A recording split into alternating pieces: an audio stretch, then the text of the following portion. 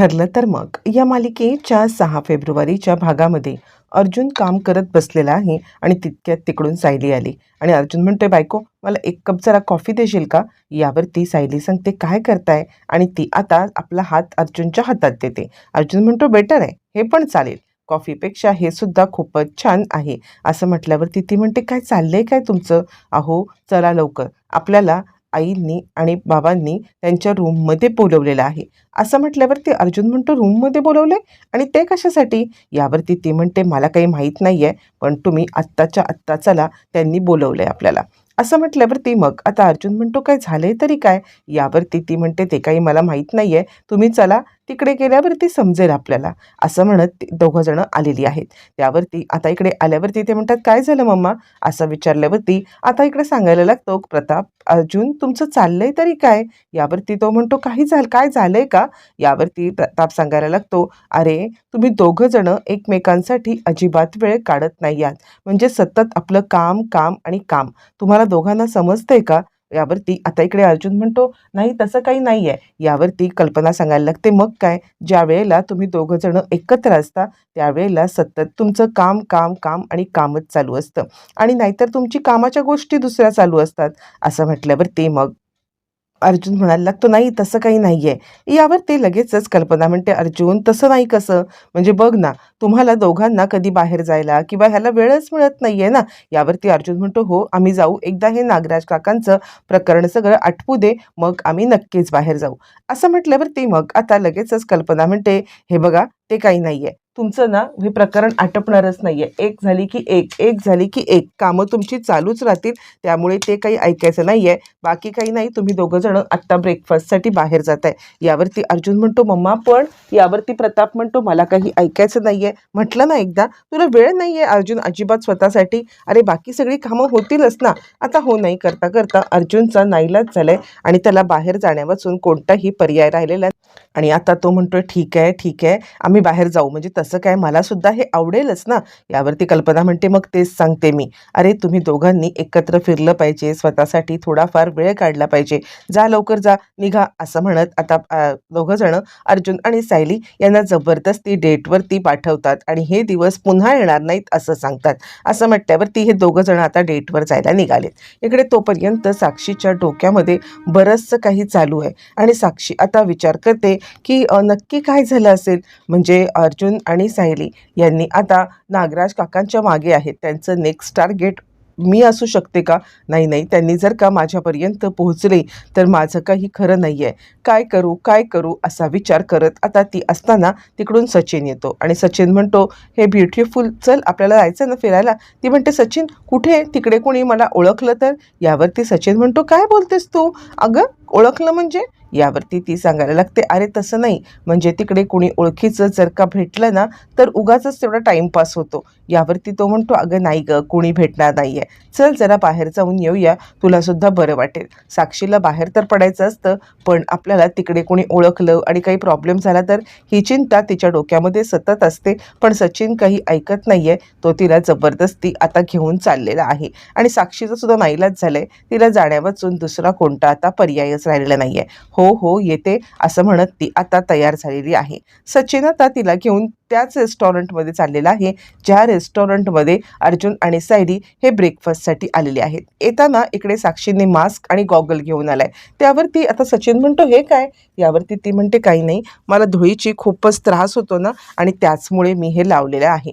इकडे अर्जुन सायली छानपैकी ब्रेकफास्टसाठी जाण्यासाठी तयार झालेत आणि सायलीने सुंदर ड्रेस घातलाय. अर्जुन तिच्याकडे पाहतच बसतोय आणि किती सुंदर दिसतेस तू. खरं सांगायचं तर आता डॅडनी आणि मम्मानी जे काही सांगितलं ना ते बरोबरच आहे. आपल्याला असं बाहेर वगैरे अधूनमधून जायलाच पाहिजे. असं म्हणत दोघं जण एका रेस्टॉरंटमध्ये आलेले आहेत. याच रेस्टॉरंटमध्ये ऑलरेडी साक्षी आणि आता हे यायला निघालेत. अर्जुन सायली तिकडे आलेत आणि त्यानंतर अर्जुन आता मुद्दाम वेगळ्याच ह्याची लिस्ट तिला सायलीला येतोय आणि बोल काय ऑर्डर करायचं आहे. जे पदार्थ सायलीने कधी खाल्लेले नाही आहेत किंवा तिला आवडत नाहीत अशी मुद्दाम लिस्ट दिल्यावरती सायली म्हणते, तुम्हाला माहिती आहे ना मी हे काही खात नाहीये. यावरती तो म्हणतो, कर ना. यावरती म्हणते, यातली अर्धी नावं तर मला कळत पण नाहीयेत काय आहेत ती. काय मी ऑर्डर करणार? मग तुम्हाला माहिती आहे ना? यावरती अर्जुन म्हणतो, हो मला माहिती आहे. तू बाहेर गेल्यावरती फक्त इडली सांबारच खातेस. यावरती सायली चिडते आणि म्हणजे तुम्ही माझी मजाक करत होतात का? यावरती अर्जुन म्हणतो, हो थोडंफार तुला आता गंमत करत होतो. मला माहिती आहे तू इडली सांबारच खाणार आहेस. आपण इडली सांबारच ऑर्डर करूया. मी सुद्धा तुझ्यासोबत इडली सांबार खाणार आहे. कुठेही बाहेर गेलं तरी तुला इडली सांबार हे लागतंच. असं म्हणत तो आता सायलीला मस्ती करतोय आणि त्यानंतर तो आता इडली सांबारच्या 2 प्लेट घेऊन आलाय. एक सायलीसाठी आणि एक त्याच्यासाठी. तितक्यात तिकडे दोघं जण म्हणजे सचिन आणि साक्षी हे दोघं सुद्धा आलेले आहेत. सचिन आणि साक्षी इकडे आलेत, टेबलवरती बसलेत. इकडे अर्जुन आणि सायली यांचा ब्रेकफास्ट चाललाय आणि त्यानंतर अर्जुन म्हणतो, तुला इडली इतकी आवडते ना? त्यावरती सायली सांगायला लागते, हो तर म्हणजे कसं आहे, आम्ही लहानपणापासून आश्रमात असताना 3 ते 4 महिन्यांनी मधुभाऊ आम्हाला बाहेर घेऊन जायचे. या 3 ते 4 महिन्यामध्ये कधीही बाहेर गेलं तर मुलं बाकीचं काय ऑर्डर करायची. पण मी मात्र नेहमी इडली सांबारच खायचे आणि तेव्हापासूनच इडली सांबार माझा एकदम फेवरेट आहे. आणि त्यावरती अर्जुन म्हणतो, हो माहिती आहे ना मला, इडली सांबारच्या शिवाय तुला दुसरं काही खायला आवडत नाहीये. अशी या दोघांची चर्चा चालू आहे आणि इकडे तोपर्यंत साक्षी आणि सचिन हे दोघं जण एका टेबलवरती बसलेत. काय ऑर्डर करायचं काय नाही हे ते विचार करतायत. इकडे तोपर्यंत सचिन सांगतोय, अगं तोंडावरचं मास्क काढ, काय करतेस तू? ती म्हणते, नको मला धुळीची ॲलर्जी होते. असं म्हणत ती मास्क घालूनच बसलेली आहे. हे सगळं चालू असताना मग आता अर्जुन दुसरी काहीतरी ऑर्डर आणण्यासाठी चाललेला आहे आणि त्याच वेळेला सायली पाहते तर आपला मोबाईल पूर्णपणे डाऊन झालाय. अर्जुन आता पुढपर्यंत पोहोचलाय आणि तिथे सचिन ऑर्डर रूमच्या म्हणजे सेल्फ सर्व्हिस असल्या कारणाने ऑर्डर घेण्यासाठी त्या काउंटरवरती आलेला आहे आणि त्याच काउंटरवरती आता अर्जुन आपली ऑर्डर घेण्यासाठी चाललेला आहे. पण त्याच वेळेला सायली त्याला आवाज देते आणि सायली सांगते, अर्जुन सर माझा मोबाईल डाऊन झालेला आहे आणि तो चार्ज करायला पाहिजे. जरा लावाल का थोडा वेळ निघेपर्यंत चार्जिंगला? यावरती मग आता अर्जुन तिचा मोबाईल आणायला जातोय आणि त्याच वेळेला तो आता मोबाईल घेऊन येतोय आणि सर हा मोबाईल चार्जिंगला लावता येईल का असं काउंटरला सांगतोय आणि नेमका सचिन त्याला पाहतोय. सचिनने पाहिल्यावरती मग आता इकडे सचिन विचार करतोय, अरे देवा, हा अर्जुन इकडे आलाय. यांनी मला आणि साक्षीला पाहिलं आणि मुळात जर साक्षीला पाहिलं तर आता नको त्या वेळेला भांडं फुटेल. काय करू हे आता त्याला काही कळत नाहीये आणि असं म्हणत तो आता पटकन साक्षीकडे आलेला आहे आणि त्यावेळेला तो माणूस म्हणजे जो काउंटरला आहे तो म्हणतोय, सर सर सर तुमची ऑर्डर घ्या असं म्हणत तो आता सचिनला आवाज देतोय. पण त्याच वेळेला सचिन मात्र अर्जुनला बघून तिकडून पळून गेलाय आणि साक्षीकडे आलाय. साम चल, आपण इकडे नाही थांबू शकत. चल लवकर, मला अचानकपणे आठवलं माझा एक कॉल आहे, आपण लवकरात लवकर जाऊया. यावरती ती म्हणते, असं अचानक कसं तुला आठवलं? तू तर मला म्हणाला होतास ना की निवांत वेळ आहे, आपण जाऊया कुठेतरी म्हणून. मग अचानक तुला कॉलचं कसं आठवलं? यावरती तो म्हणतो, ते सांगेन नंतर मी तुला, आत्ताच्या आत्ता तू चल बरं इथून. असं म्हणत तो घाई गडबडीमध्ये साक्षीला आता आपल्यासोबत चलायला सांगतोय आणि साक्षीला कळत नाहीये अचानकपणे ह्याचं झालंय तरी काय. आणि त्यानंतर ते दोघं जण रेस्टॉरंटच्या बाहेर जायला निघालेले आहेत.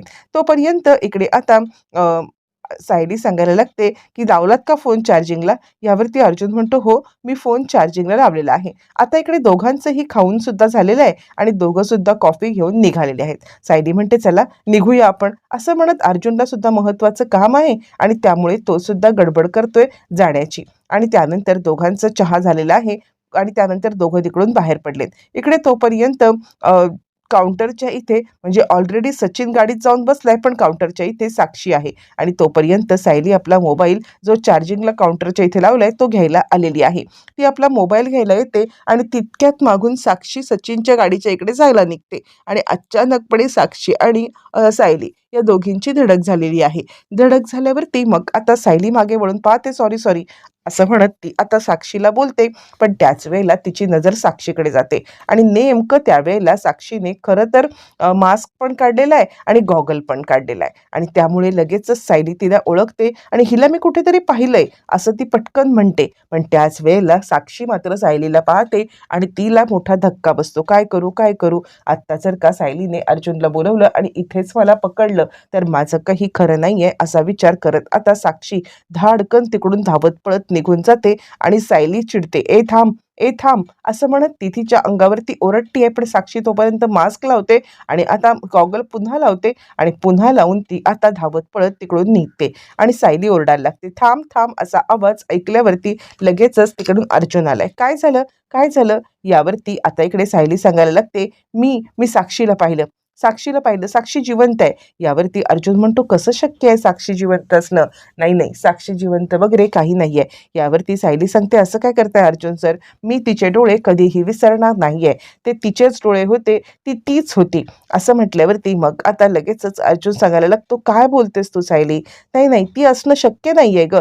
यावरती सायली म्हणते, अर्जुन सर मी तुम्हाला सांगतेय ना, ती तीच होती, म्हणजे मी तिचे डोळे नाही विसरू शकत. यावरती अर्जुन म्हणतो, महिपत शिकरेंनी त्याच्या मुलीचं फ्युनरल केलंय, तिला आता अग्नी दिलाय आणि सगळ्यांच्या समोर जाहीर केलंय की खून केलाय म्हणून, आणि आपण बघितलं ना की तिचा जेलमध्ये खून झालेला आहे. यावरती तू काय बोलतीयस तू? यावरती सायली सांगायला लागते, तुम्ही कितीही काही म्हटलं तरी मी स्वतःच्या डोळ्यांनी तिला पाहिलेलं आहे आणि त्यामुळे मी या गोष्टीवरती विश्वास ठेवू शकतच नाहीये की साक्षी गेलेली आहे. मी तुम्हाला खरंच सांगते, साक्षी जिवंत आहे. अर्जुन म्हणतो, हे बघ हा तुझा गैरसमज आहे, तू उगाचच आता स्वतःला त्रास करून घेऊ नकोस आणि आता म्हणजे चल बरं. यावरती इकडे सायली बोलतीये, पण आता अर्जुन तिला काही बोलू देत नाहीये, कारण ऑलरेडी अर्जुनला माहिती आहे की साक्षी गेले आणि ते दोघं जण गाडीच्या दिशेने आले. सायली सांगण्याचा प्रयत्न करते आहे आणि त्यावरती मग आता अर्जुन म्हणतो, हे बघ डोक्यातनं काढून टाक बरं, आपण कशासाठी बाहेर आलोय? जरा रिलॅक्स होण्यासाठी ना, त्यामुळे तू डोक्यातनं हे सगळं काढून टाक आणि नको विचार करूस, साक्षी शिकरे या जगात नाही आहे. उगाचच विचार करून स्वतःला हे करू नकोस. इकडे तोपर्यंत साक्षी आता कारमध्ये आली आणि विचार करतोय सचिन की हिने पाहिलं असेल का म्हणजे अर्जुनला, आणि म्हणून ही धावत पळत आली का? पण त्याच वेळेला साक्षी म्हणते की तू खाली उतर, तू आत्ताच्या आत्ता खाली उतर, मला एक महत्त्वाचं काम आहे आणि ते काम करून मी येते. यावरती तो म्हणतो, कसलं काम? ती सांगते, तू जा घरी, मी माझं एक काम करून येते. यावरती आता सचिनला डाऊट आलाय नक्की काय झालंय हिला, पण साक्षी त्याला बाहेर काढते आणि स्वतः आता प्रियाला भेटायला आता तिला एकच मसिहा आहे, कारण मुळातच आता इकडे झालेलं आहे असं की नागराज आणि महिपत हे दोघं जेलमध्ये आहेत आणि त्यामुळे आता तिला पर्याय म्हणून प्रियाशिवाय दुसरं कोणीच नाहीये. मग ती प्रियाला भेटायला निघाले. इकडे आता प्रिया आपल्या रूममध्ये आहे आणि त्यानंतर इकडे ती विमलला काहीतरी बोलतीये आणि तितक्यात प्रतिमा आणि आता रविराज आलेले आहेत आणि त्यावरती ती प्रतिमाला सांगते की आई, खरंच नागराज काका आपल्यासोबत हे असं वागू शकतात, मला खरंच काही कळायला मार्ग नाहीये. म्हणजे बघ ना कसे वागतायत ते. आपण जर का आता इकडे त्यांना मी तर त्यांना माझं वडिलांसारखंच मानलं आणि ते आपल्या जीवावरती उठले होते का? पण आता इकडे प्रतिमा आणि रविराज हे दोघं जण काहीच बोलायला मागत नाहीयेत आणि प्रियाला बिलकुल एंटरटेन करत नाहीयेत. प्रिया मात्र, सांग नाही काका असं कसे वागू शकले? मी तर त्यांच्यावरती इतकं प्रेम केलं होतं तरी सुद्धा ते असं वागले, असं म्हणत ती आता बोलायला लागलेली आहे. आणि त्यावरती इकडे आता प्रतिमा आली. प्रतिमा आल्यावरती कल्पना आल्यावरती प्रतिमा म्हणते, काय ग सायली कुठे आहे? यावरती आता कल्पना सांगते, काही नाही, त्या दोघांना जरा ब्रेकफास्टसाठी पाठवलं होतं. तितक्यात सायली येते आणि सायलीचं लक्ष मात्र कुठेच नाहीये. तिच्या डोक्यामध्ये फक्त आपल्याला साक्षी दिसली होती हे इतकं सतत आता घुळतंय आणि ती विचार करते, मी खरंच साक्षीला पाहिलं होतं, कुणी विश्वास ठेवो किंवा न ठेवो. आणि तितक्यात तिला कल्पना प्रतिमा काहीतरी विचारतायत, पण ह्या दोघी जणी ज्या वेळेला तिला विचारतायत त्यावेळेला मात्र आता तिला तिचं लक्ष नाहीये आणि त्यावरती आता प्रतिमा म्हणते, काय ग सायली तुझं लक्ष कुठे आहे? त्यावरती रविराज म्हणतात, अगं आत्ताच ती नवऱ्यासोबत ब्रेकफास्टसाठी जाऊन आलेली आहे आणि कुठे असणार आहे तिचं लक्ष? कसं तिचं लक्ष असेल? असं म्हटल्यावरती मग आता सायली म्हणते, नाही तसं काही नाहीये. आणि ती विचार करते, खरंच ती साक्षी होती का? खरंच ती साक्षी होती का? तिला काही कळायला मार्गच नाहीये आणि डोक्यामधले विचार तिच्या जात नाहीयेत. बरं, हे सगळं चालू असताना ती आता मनाशी ठाम निश्चय करते, काहीही झालं तरी सुद्धा आपण या सत्यापर्यंत पोहोचायचं आहे आणि ती आता या सत्यापर्यंत पोहोचण्यासाठी युक्ती लढवणार आहे. बरं, तोपर्यंत प्रियाला भेटायला आलेली आहे ती म्हणजे साक्षी आणि साक्षी आता प्रियाला भेटायला आल्यावरती ती म्हणते की असं असं घडलंय. त्यावरती आता प्रिया म्हणते, हे बघ, जर अर्जुन सायलीने तुला पकडायचं ठरवलं तर काही होऊ शकतं आणि मदतीला नागराज आणि महिपत काका पण नाही आहेत, त्यामुळे काय करायचं ते लक्षात घे. या सगळ्यामध्ये वाचायचं असेल तर आपल्याला एकीने राहिलं पाहिजे.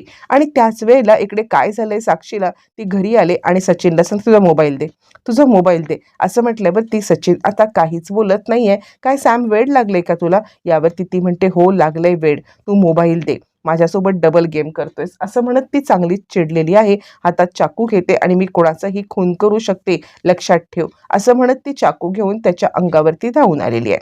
बरं, हे सगळं चालू असताना मग आता तो तिला थांबवण्याचा प्रयत्न करतोय आणि आता इकडे तोपर्यंत हे सगळं चालू असताना सायलीचं लक्ष नाहीये, सायलीचा हात भाजलाय आणि त्याच वेळेला प्रतिमा म्हणते, अगं असं काय करतेस तन्वी, अगं घाई गडबडीत कामं करू जाऊ नको. आणि प्रतिमाच्या तोंडून तन्वी ऐकल्यावरती सगळ्यांनाच खूप मोठा धक्का बसलेला आहे.